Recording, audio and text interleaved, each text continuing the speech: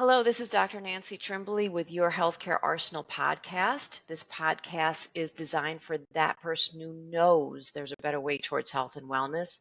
They just don't know what that better way is. And my hope for you is that with each passing episode, you get closer to being your own best expert. Today we have Rachael from Tulip Tree Gardens, which is a farm, a family owned farm close to my house in Indiana. And I got introduced to Rachael through a mutual friend. And I've been to her farm a few times. I won't divulge anything other than it is a beautiful drive into the country. And I can just tell how much work and love they put into their place. So good morning, Rachael. Thank you, Nancy. Thanks for having me today. Tell us, either just dive in wherever point in your endeavor you want to start with and what's most important to our listeners. Yeah, I think it's important for people to hear a little bit of our story and how we kind of got here. I'm Rachael Smedberg, co-founder of Tulip Tree Gardens. Our journey started 7 years ago. So my husband and I were micro farming on 3/4 of an acre, and we fell in love with soil. We fell in love with the lifestyle. I had young kids at the time. They were actually very premature. And so after I took them home from the hospital, I began this journey to say food is such an important part of our wellness. And so I almost became this crunchy organic mom and began searching for these organic options in the grocery store. They just weren't there. And so Did we're you like, say hey, crunchy? yeah, I'm crunchy. Yeah, I'm a little Like crunchy. crunchy granola? Yeah, Got crunchy it. granola. Yes. um, so, I'd go to the grocery store and Nancy, nothing would be there at the time. This was about 10 years ago. And I would have like organic bananas. And so my husband and I were like, hey, we have this 3/4 of an acre. We started just building garden beds and growing our own food and began to feed our kids like nutrient dense food. And, we saw that in their health as they were premature at 27 weeks, just 2 pounds at birth. And Wow. Oh my we saw that gosh. they were thriving from being in the soil, from being outside, from eating healthy, nutrient dense food. And so it began it went on hyperdrive. So we did that for about three years at our former home. And on New Year's Eve of 2016, my husband was on the road about 5 days a week for work. He calls me on New Year's Eve and he says, I'm done. Um, we need to get off this treadmill of life and we need to do something different. And so that's when we began seeking to buy a farm, and um, it just kind of laid out perfectly for us. And so we purchased an 80-acre farm in Beecher, and we became first generation farmers. We were definitely very naive to the amount of work that it entailed. But we are driven by a shared mission and a shared vision.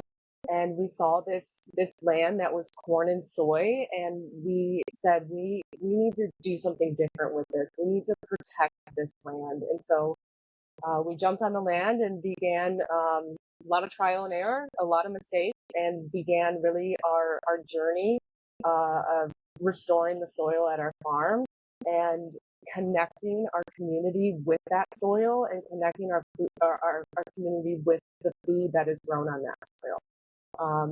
So it's been an incredible journey. We're still going.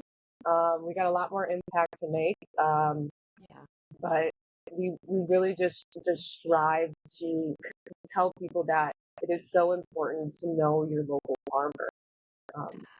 We've gotten so disconnected from our Oh, food, and so like you distant. say, it is we everybody knows it's like one of the 5 health things you need to do: sleep, exercise, eat right, have a good attitude. And in the word connection you use, I use that with my community because I find our connection with our neighbor and our loved ones is so disjointed for so many different reasons, from our hormone levels to just the society today and the online crap and all that. So that connection not only to the ground that we walk on, but also to the people around us is so important to the human experience of joy.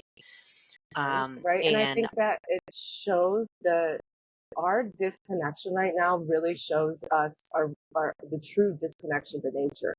Um, yes, in this world, we're so connected, right? Like I have my phone at my fingertips, but then so many people, and including me sometimes, you can feel so disconnected and so alone. And I think that's a mere reflection of us being completely removed from nature.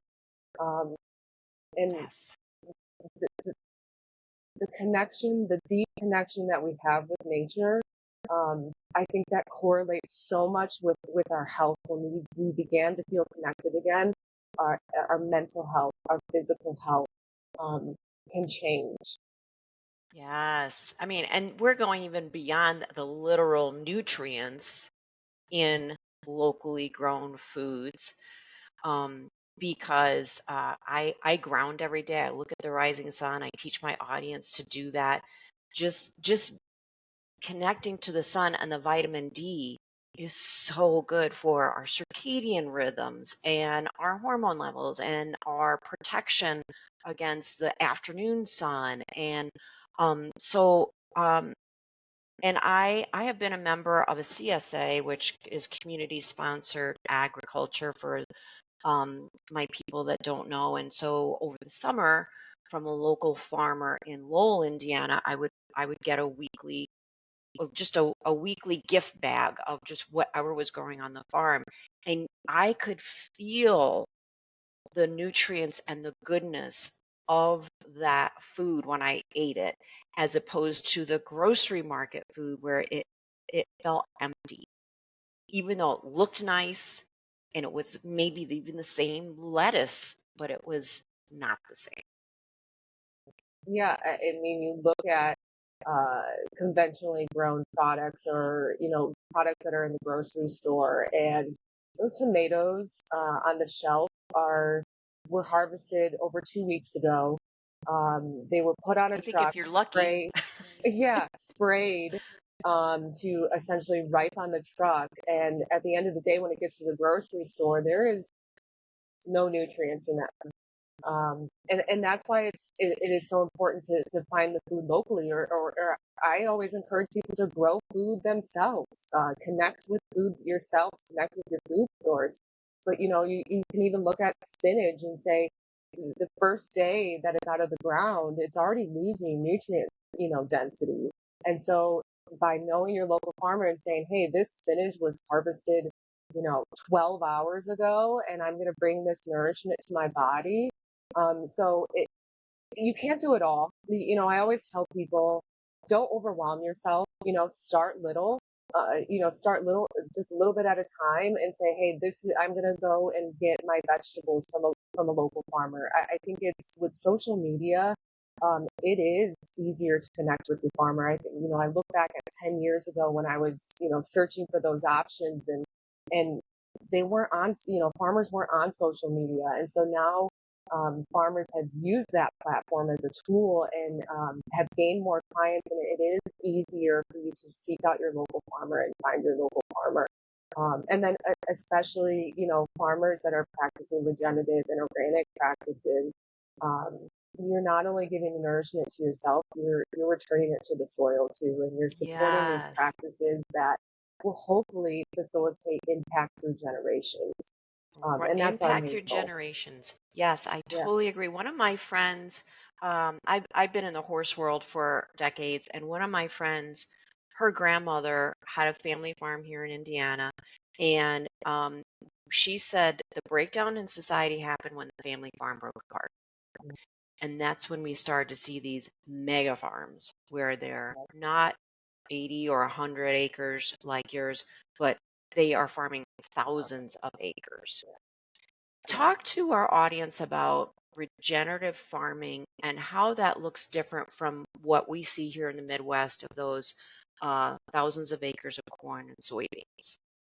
Yeah. So regenerative agriculture is essentially working in harmony with nature, or trying to, right? Like, there's no way that we can mimic, but to walk alongside Mother Earth and essentially looking to her to what we need for the soil, right? Regenerative agriculture is not monocrop. It's regenerative agriculture thrives in diversity, right? We look at my farm, and it was a corn and soy, and we like to say we're the modern family farm. We have produce, but we also have the livestock, and it's this closed loop system to say, hey, we're going to harvest this produce, but I have these products that, people aren't going to necessarily eat. They're not the prettiest, or they're bruised up.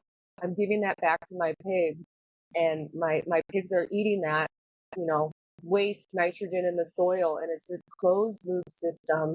Obviously, with the conventional crops or monocrop, you're buying these fertilizers, you're buying these sprays off the market, bringing really synthetic, fertilizers to the farm, instead of working with what Mother Nature already has right in front of you. And So especially just, the dangerous glyphosate, um, which we know now causes severe health problems. Um, some people say, well, they tested glyphosate and it's safe for humans. But what I've heard is it's safe for humans, but it's not safe for your gut bacteria. right. And it's killing that. And with regenerative farming, the way I understand it, not being a farmer, is that you have livestock, you might have chickens and pigs, and you have your crop fields, and then you might have a cover crop, like it might be maybe wheat or hay or something, You're um, right. and that That's over. and that you every year or two you like switch things because the chicken poop creates, is it something in the Nitrogen. soil, Brings nitrogen in the nitrogen soil, to the soil. Yep. and then Um, and then do you put crops on that the next year? Is that how that works? Yeah, it's definitely a rotation, monocrop. And even when you look at the corn and soy crops, it's rotated from corn, soy, That's corn, not soy. rotated. No, it's not. It's not. And I think there is a wave of change coming to the agriculture space. And, you talk to conventional farmers, you talk to regenerative farmers, like these conventional farms, they're my neighbors. I have I know. conversations with them, and, we're looking at saying, hey, how can we bring our expertise of regenerative agriculture and have conversations with our row croppers who are saying there's so much uncertainty in the corn and soy market. And we're looking at them and saying, hey, we have these big needs for local food. We're food aggregators. We work with a lot of different nonprofits and for-profit companies, and we work at we're transitioning their supply chain for these organizations. So now we're looking at our conventional croppers and saying, hey, work with us, look at these 5 acres and try to do regenerative agriculture on these 5 acres. And we're willing to buy those 5 acres of tomatoes and aggregate them and distribute them to our wholesale clients. And so we're hoping to bridge this gap, and we're seeing this massive shift right now. It's kind of going to be crazy to see where it all falls. I mean, Oh obviously, my gosh. you looking at even like the HHS and the current administration and talking about banning a Yes. lot of these phosphates. Yes. And so it has been a roller coaster the past 6 months for our farm, and, what's next for agriculture. It's incredibly exciting, but incredibly scary at the same time. But I think the Right. future is regenerative agriculture. We're seeing that shift. We're seeing that shift in consumers, which is incredibly exciting. Right? We can do our part in changing, but we need our consumers to come around us and say, this is what I want differently for my life. And, you look at the pricing of organic food, and this is something I have conversations with people a lot. And they say, well, organic food or regenerative food, it's, 30, 40% more in the grocery store. It is more expensive. And why is that? And, obviously the labor that goes inside regenerative agriculture is very labor intensive, but that 30 to 40% is 30 to 40% more nutrient dense. And so you're paying that extra for the nutrient the density of the food. So it's important that we recognize that, hey, these conventional farmers, this is a generational thing.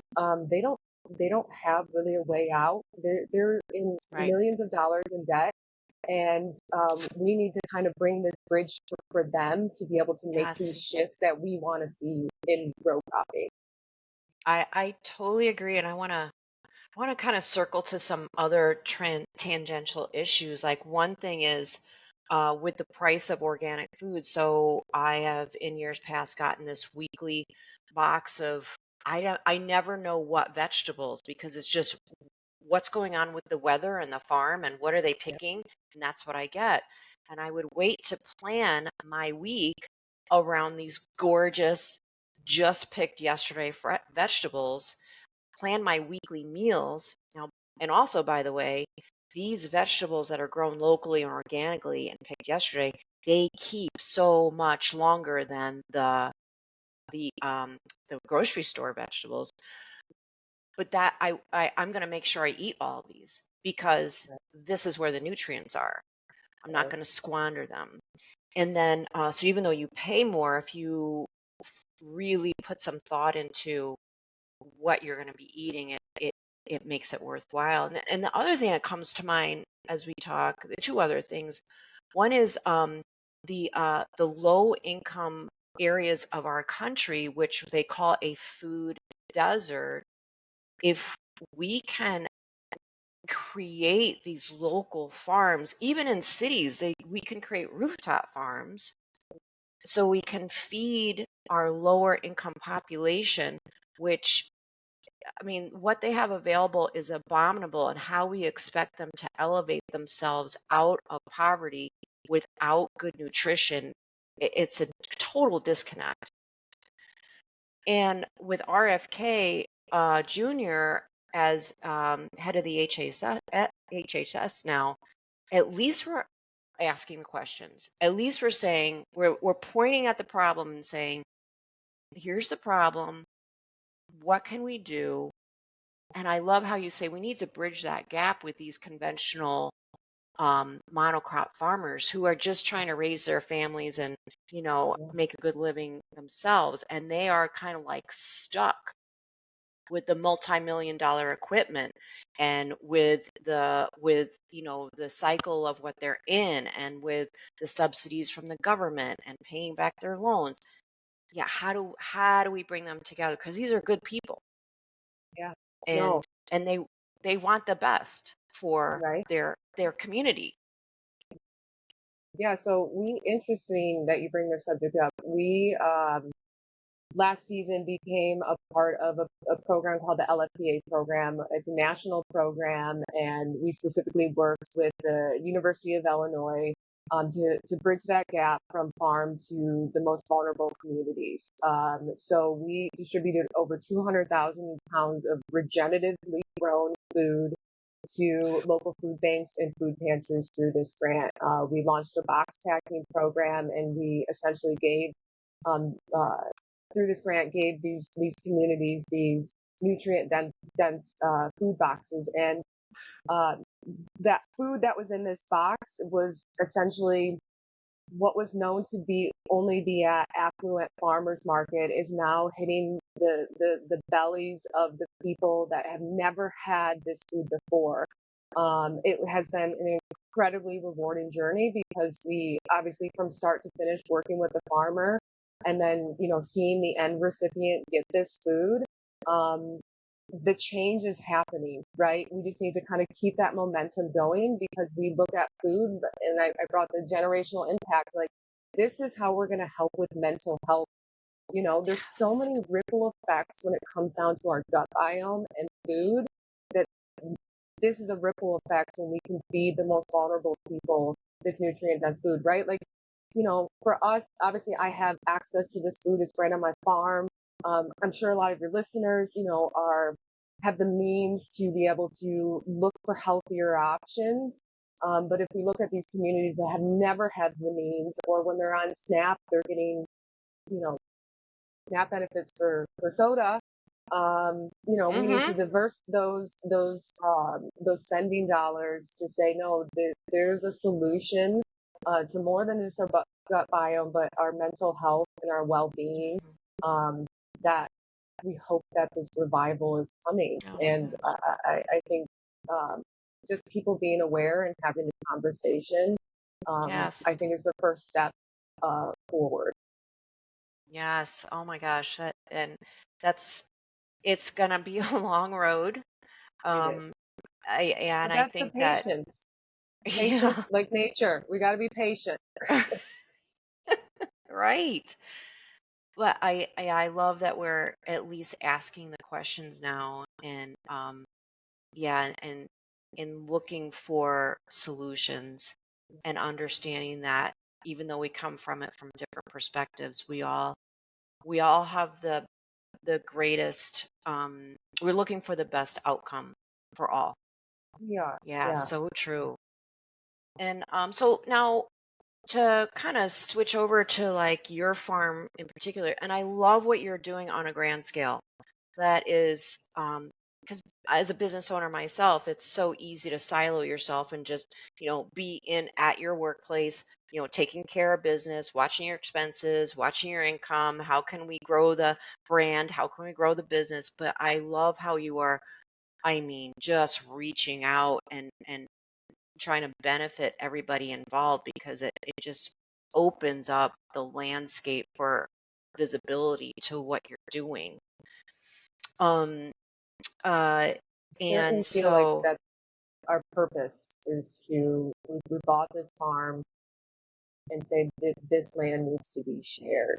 And, you know, my husband and I have said that from the beginning. And it's been this beautiful collection of people's stories along the way that have shaped us and supported us. And it's been, one of the most hardest things I've had to do is, start this farm and be where we are. It has taken incredibly so much grit, so many tears.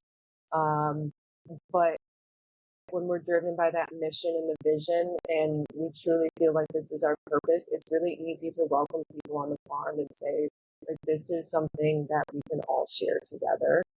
Um, so thank you for yes, that because it's so important that we have communities and uh, because it that is that is the most important thing in my life is my community and my family and relationships and all of this other stuff and all these political divisions. Like it doesn't mean anything because mhm, we host these gathering markets on the farm and there's people from all different backgrounds and all different political beliefs, but we're all gathered together and we don't have any of that energy.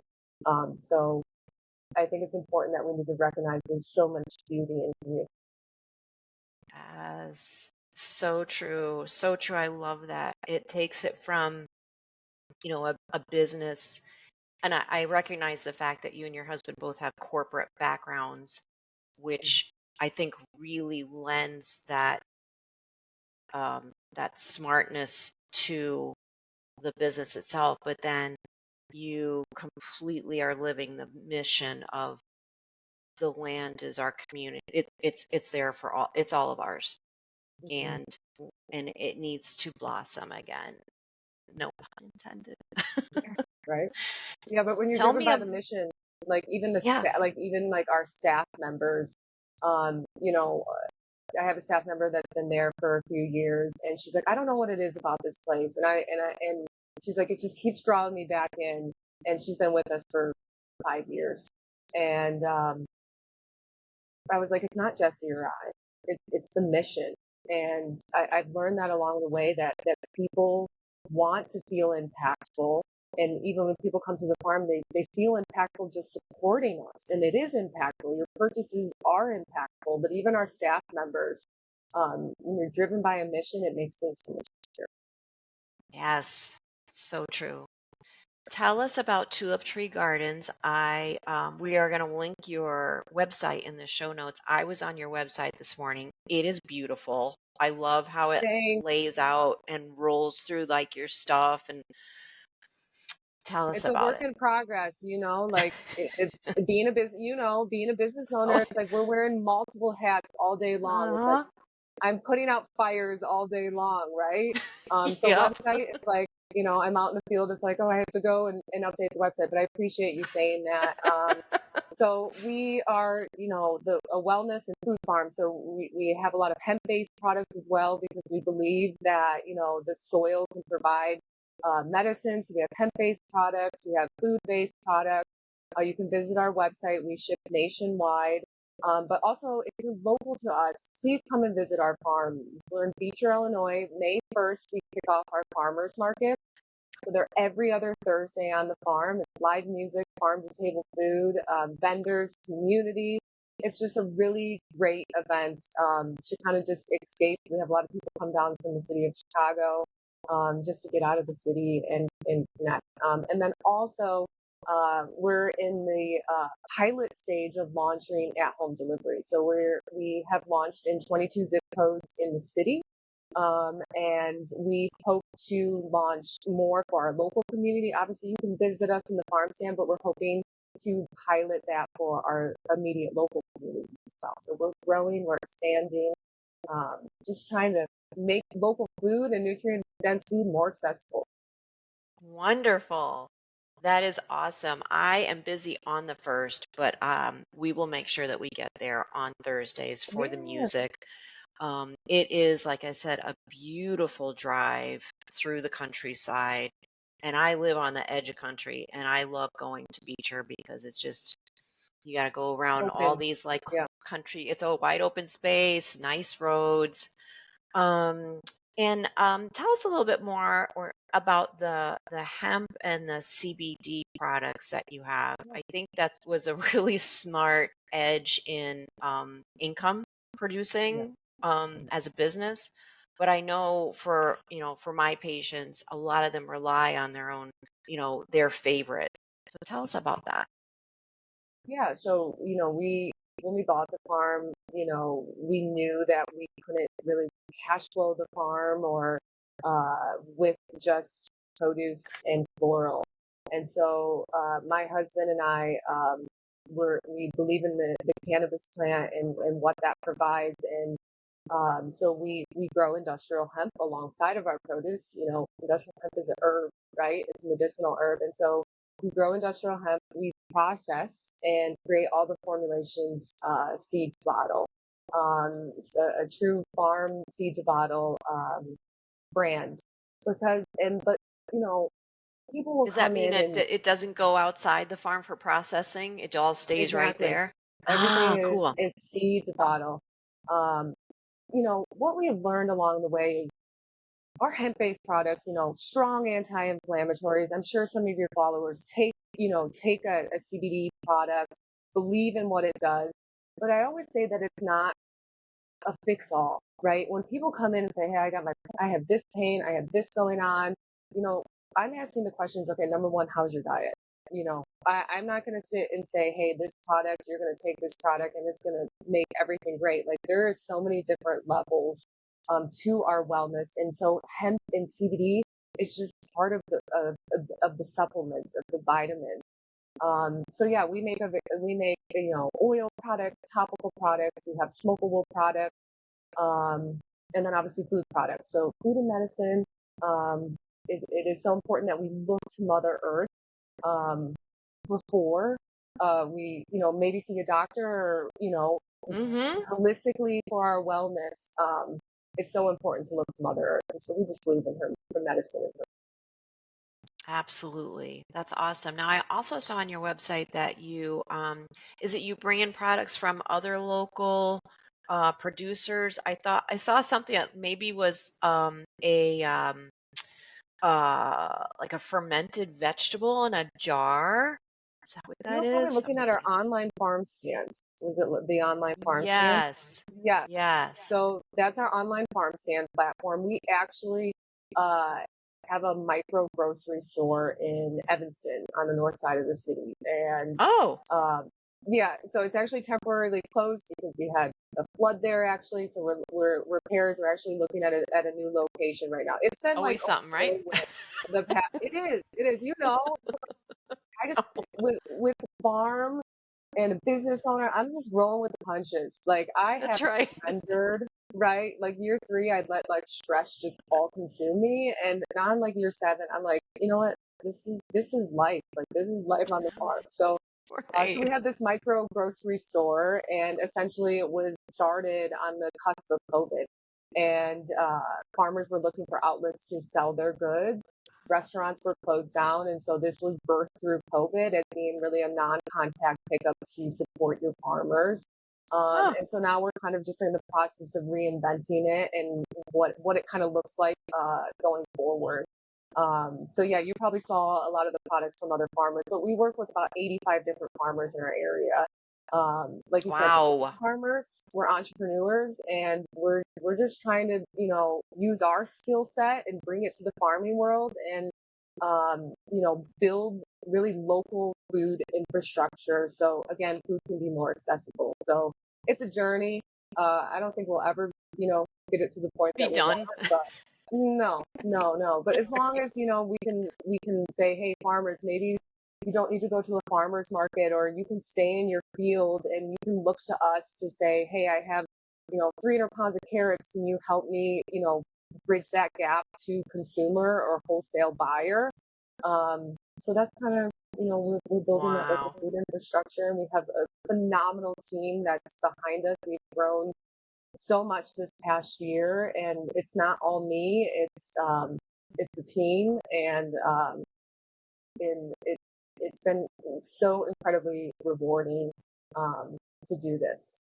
Good. Oh my gosh. I could just hear it in your voice that how rewarding it is. And um when I've been at your farm, and just so the listeners know, it is quaint.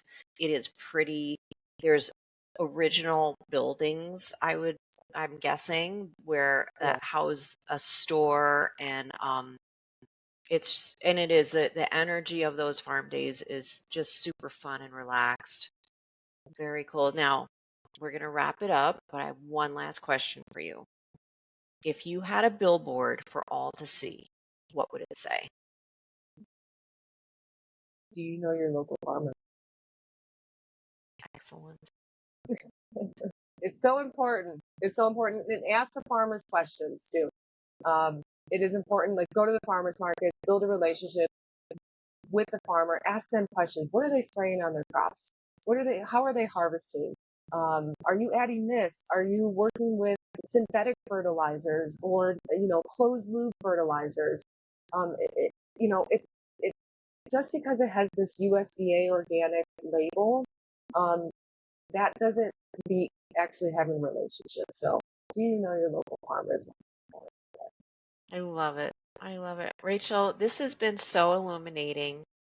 And I feel like it has sparked a light, more than likely, in our listeners to seek out their local farmer and go to the farmers markets, create a relationship, do a farm box pickup or something. What, because we have beautiful farming ground here in the Midwest and throughout the country too. So, for my audience, this has been Dr. Nancy Trimbley with your Healthcare Arsenal podcast. And as always, with each passing episode, my hope for you is that you get closer to being your own best expert. Bye for now.